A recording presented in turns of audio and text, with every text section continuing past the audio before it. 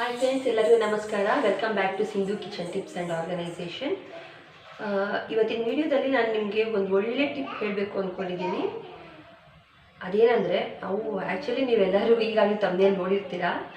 So ಜಿರಳೆಗಳ ಕಾಟ ಯಾರ ಮೇಲೆ ಇರಲ್ಲ ಹೇಳಿ, ಸರ್ವೇ ಸಾಮಾನ್ಯ ಜಿರಳೆಗಳು. ಸೊ ಅದನ್ನು ಹೋಗ್ಲಾಡಿಸ್ಬೇಕು ಅಂದರೆ ನಾನು ಒಂದು ರೆಮಿಡಿ ಹೇಳ್ತೀನಿ ನಿಮಗೆ.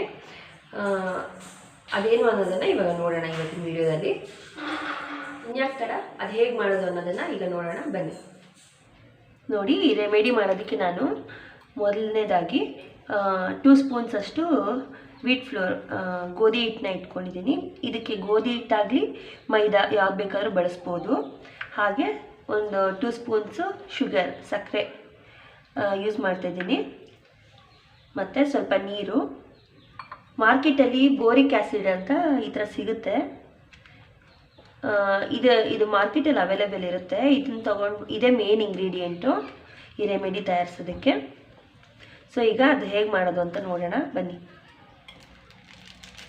ಈ ಗೋಧಿ ಹಿಟ್ಟಿಗೆ ಸ್ವಲ್ಪ ಬೋರಿಕ್ ಆ್ಯಸಿಡ್ ಹಾಕ್ಕೊಂಡು,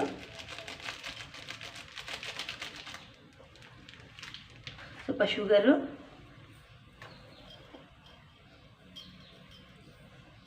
ಹಾಗೆ ಸ್ವಲ್ಪ ನೀರು ಹಾಕ್ಕೊಂಡು ಪೇಸ್ಟ್ ಥರ ಆದರೂ ನೀವು ಮಾಡ್ಕೋಬೋದು.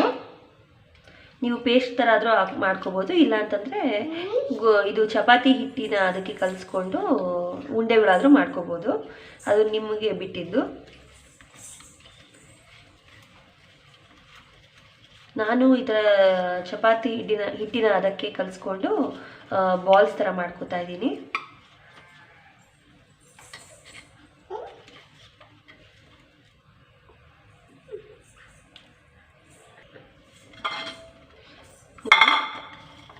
ಈ ಥರ ಹಿಂಗೆ ಚಪಾತಿ ಅದಕ್ಕೆ ಕಲಿಸ್ಕೊಂಡಿದ್ದೀನಿ.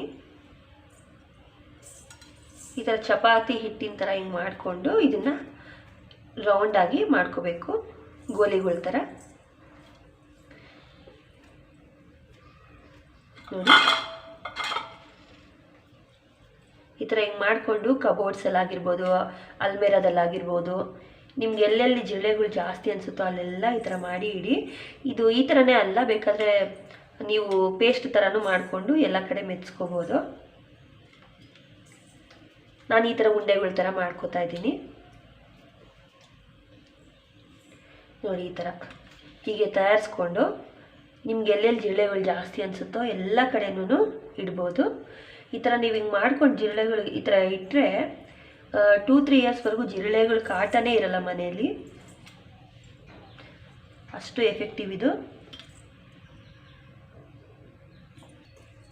ನೋಡಿದ್ರಲ್ಲ ಫ್ರೆಂಡ್ಸ್, ಈ ಥರ ಹಿಂಗೆ ಉಂಡೆಗಳು ಮಾಡಿಕೊಂಡು ನಿಮ್ಗೆ ಎಲ್ಲೆಲ್ಲಿ ಬೇಕು ಅಂದರೆ ಅಲ್ಮೇರಾದಲ್ಲಿ, ಕಬೋರ್ಡ್ಸಲ್ಲಿ ಎಲ್ಲಿ ಬೇಕಾದರೆ ಇದನ್ನು ಇಡ್ಬೋದು. ಜಿರಳೆಗಳು ಜಾಸ್ತಿ ಎಲ್ಲೆಲ್ಲಿ ಓಡಾಡುತ್ತೆ ನೋಡಿಕೊಂಡು ಈ ಥರ ಹಿಂಗೆ ಈ ಥರ ಚಿಕ್ಕ ಚಿಕ್ಕ ಉಂಡೆಗಳನ್ನ ಮಾಡ್ಕೊಂಡು ಅಲ್ಲಲ್ಲಿಟ್ಟರೆ ಜಿರಳೆಗಳು ಅನ್ನೋದೇ ಇರಲ್ಲ.